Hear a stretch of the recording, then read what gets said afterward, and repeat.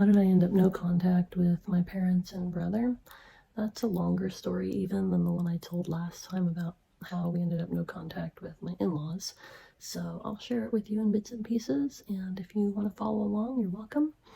A few years ago, as I was working through some trauma that I had from life on the mission field as a missionary kid from age of 10 to 18, as I was working through various traumas in my adult life, as I was working through some things with my husband relating to his upbringing and the crazy family he grew up in, raised by two narcissists.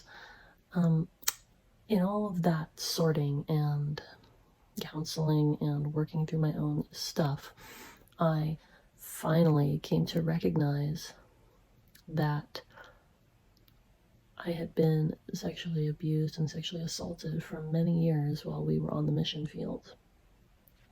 And I say I recognized it because up until that point, I had always, in my brain, counted it as a teenage fling kind of thing. I took responsibility for some of what happened in that relationship, in that situation. And what happened was, as my oldest children started to hit their teen years, 12, 13, 14, and I recognized that my abuse had started around that age, around 12, 13, 14, and that the person abusing me was 8 years older than I was, so an adult of 20, 21, 22. As a parent of children that age, I finally recognized that I had no responsibility for what was done to me, because an adult should have known better and should have had the self-control to not do anything like that, and was also grooming me. As I started to study what grooming looked like, I started to understand that what had happened to me was nothing short of abuse, and that I had no responsibility for what had happened to me. And it took becoming a parent of a child that age for me to recognize that fully.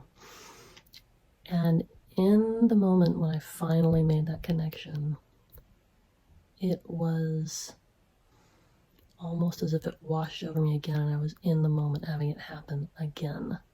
It was that forceful and emotional. And so I had to sort through it again fresh. I recognized that I was going to need support and help. And I also recognized that it was time for me to tell my family what had happened so many years ago, because none of them had ever witnessed it, and I had not told them for a number of reasons, which I've detailed in some of the other videos. If you want to check them out on my profile, they're under why abuse survivors don't get help when the abuse is happening. And I talk about some of the reasons there why I never said anything to my family about it. But anyway, when I finally realized that what had happened to me really was abuse, I knew I needed to have support.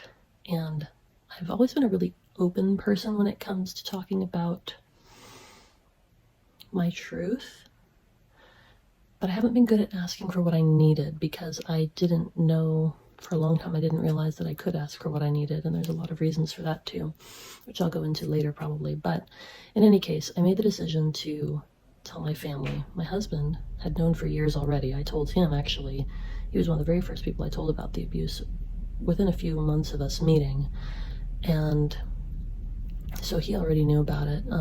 But he hadn't even realized the full extent of what had happened, that I had actually been in a home where my abuser lived, because he lived with my family for a while, and that it had been ongoing for several years. My husband didn't realize the magnitude of it.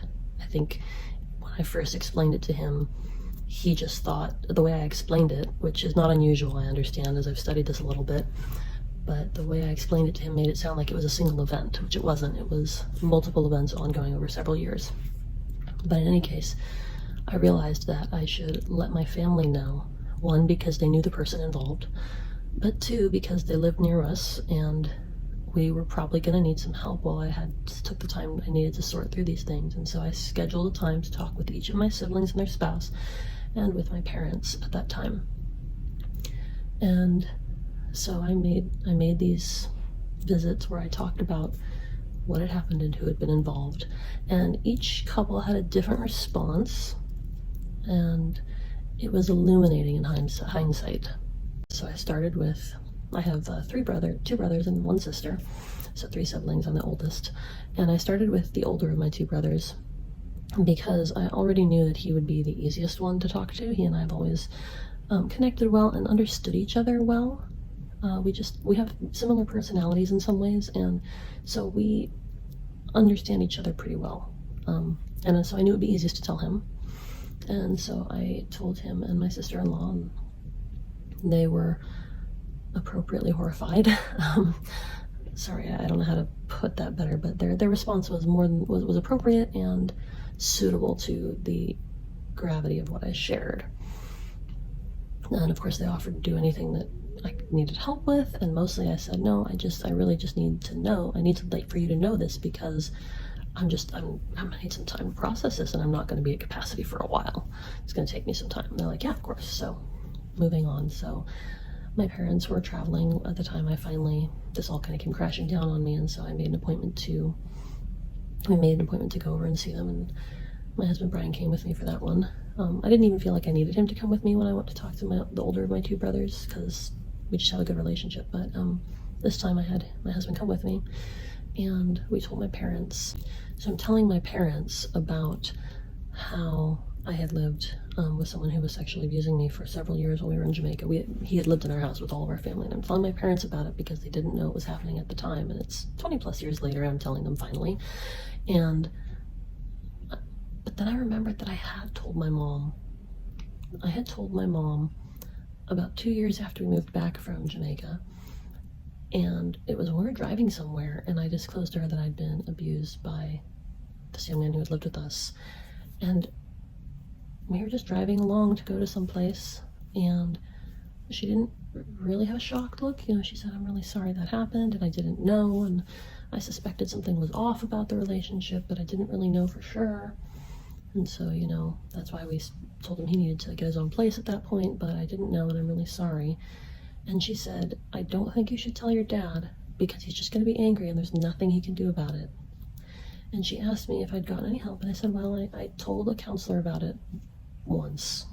There had been a counselor at the missionary kid reentry seminar that I attended, and I went in one afternoon for an hour-long session and disclosed it to the counselor and asked, like, what do I do? Poor guy. I mean, he only had an hour, right? And he mostly just said, okay, yeah, and what do you think your parents think about that? And that was like as far as we got. It wasn't much. But in my mom's brain, I really don't know what she was thinking, honestly, but she's like, oh, okay, well, good, I'm glad you got some help for it.